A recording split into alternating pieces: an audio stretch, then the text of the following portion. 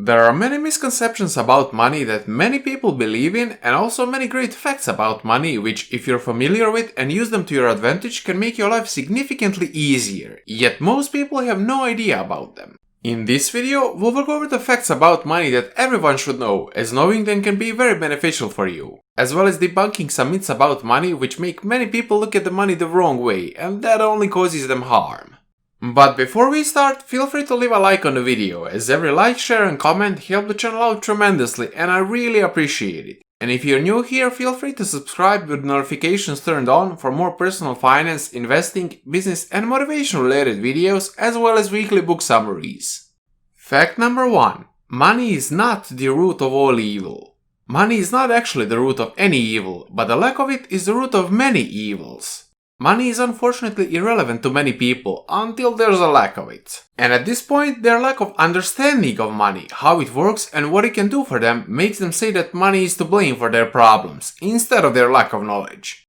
Money will not change who you are, it will only amplify it, because money is a tool, and a very powerful one that can let anyone do whatever they really want to do, and thus make them show their true face. It's very wrong to have an attitude that you should not desire money, especially considering the fact that it takes money to eat and to have a roof over your head. Having a lot of money puts you in a position from which you can help yourself and others around you, so in many cases getting rich is one of the best ways to help the people you care about. On the other hand, we all know that having no money is a big source of stress, problems in relationships and many other problems. Learning how to manage your money and make it grow is a solution, not the avoidance of money and hatred towards it. Fact number 2. More money is not likely to make you more happy. When you ask pretty much anyone how much money they would like to earn, they will say a number that's higher than they currently make, usually about 1.5 to 2 times higher. This also applies to people that make way above average salary. The thing is, hoarding more money is not likely to make you happier in and of itself. Yes, it will make you way happier if the lack of money is your biggest or the only problem, but once you cross a certain point, once you start using it for extravagances, each additional dollar will bring you less and less joy compared to the previous one. Now you can put this on a chart and you'll get something known as the fulfillment curve, and it looks like this. As you can see, the moment you cross the enough line, all you get is diminishing returns. This amount is around 75 to 95k in the USA, depending on which research you look at. Fact number 3. Money is an excellent servant but a terrible master. Most people trade their time for money, and if you get yourself into a position where you depend on only one source of income that's closely tied to your time, money will likely control your life. Most people simply don't understand that if having to trade your time for money is the only option they have, that fact is likely to make them a slave to money as they get stuck in the rat race.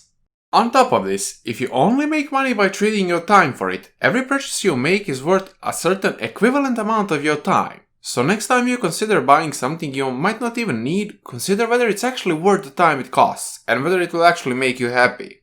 This is why it's very important to avoid unnecessary impulse purchases and consider whether any purchase is actually worth it in general. Learning how taxes work and optimizing your taxes is also a great way to make sure more money remains in your pockets. That explains why so many people say that time is money. And that's good, because while it's impossible to buy back the time that's passed, you can use your money to free up the time that's yet to come and make your money work for you instead of you. Bear in mind that your money works 24 hours a day, 365 days a year, and it never gets tired or sick. That's why it's an excellent servant. Fact number 4. Your actions are what makes you wealthy.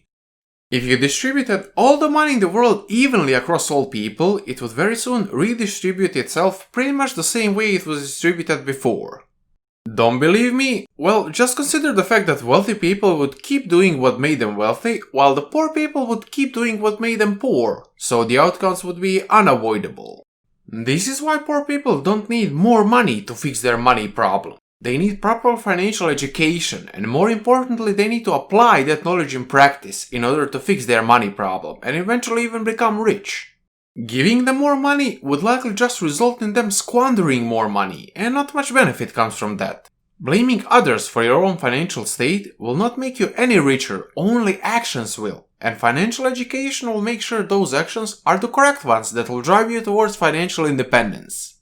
To put the money distribution rule into perspective, imagine if instead of money, all our body weight was distributed evenly across all people. So all women ended up having the average weight for women and all men ended up having average weight for men. Those who had six-packs before would keep doing what got them the six-pack, and the obese ones would keep doing what made them obese. So just like with money, the outcomes would be unavoidable. This ties very nicely into fact number 5. Most wealthy people earn their wealth.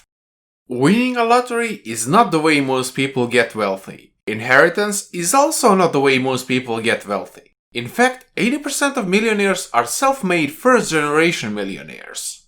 There are generally 3 skills that you need to learn and be at least decent in all of them in order to acquire and maintain your wealth. Those are making money, saving money, and investing money.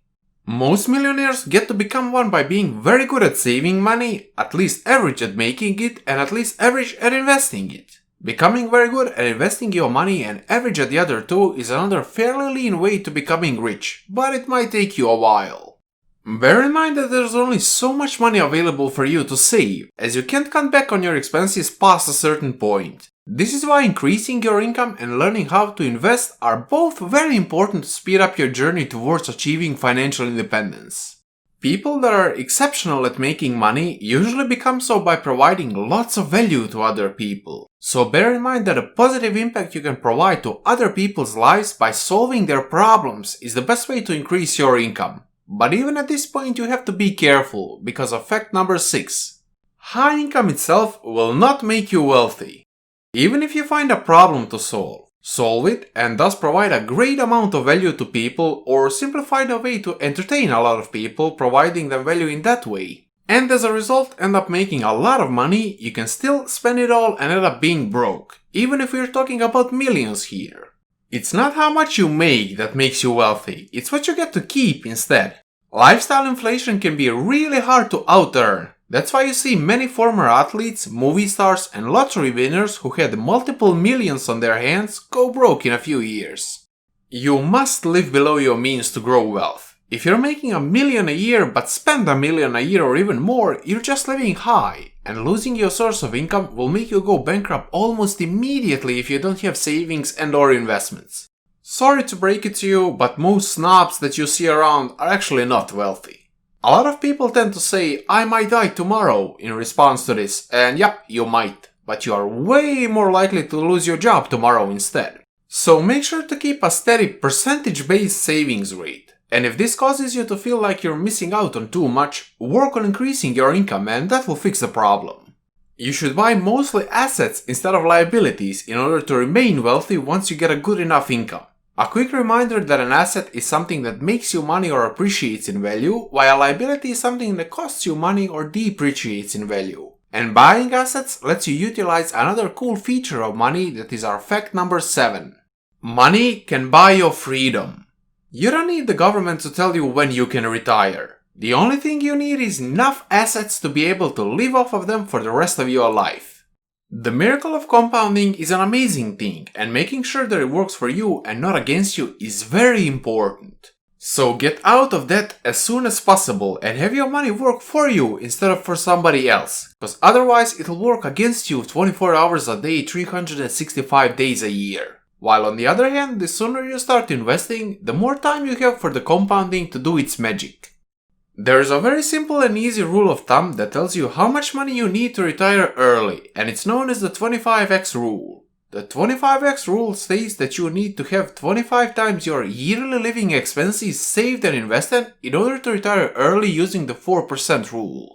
Now, the 4% rule states that you can yearly withdraw 4% of your portfolio that is invested in a mix of stocks and bonds with a very low chance of depleting it over a period of 30 years. So, you just need to calculate your living expenses and multiply them by 25 to get the amount that you need to retire early. If you're still very young, many experts suggest you aim for 3% withdrawals since your retirement is likely to spend longer than the 30 years. In this case, just multiply your expenses by 33 to get your required portfolio size, and such a portfolio has a very high chance of surviving forever. In other words, you're likely to gain wealth over time instead of depleting the principal. Increasing your savings rate is a great way to reach the target amount at an early age. Multiple sources of income are a great safety measure on the journey, and having some of those sources provide passive income is another safety net on top of that. Thank you for watching, and I really hope these facts will be useful to you. As a final note, let me just clarify that this is not investment advice. You must always do your own due diligence before investing, as it's your money and you and only you are responsible for the consequences of your own actions. With that out of the way, thank you all for sharing the videos with friends and of course destroying the like button. There's much more investing, personal finance, business and motivation related content on the way, as well as weekly book summaries, so feel free to subscribe if you have not done so yet. I'll see you in the comment section below, so enjoy the rest of your day. Bye bye!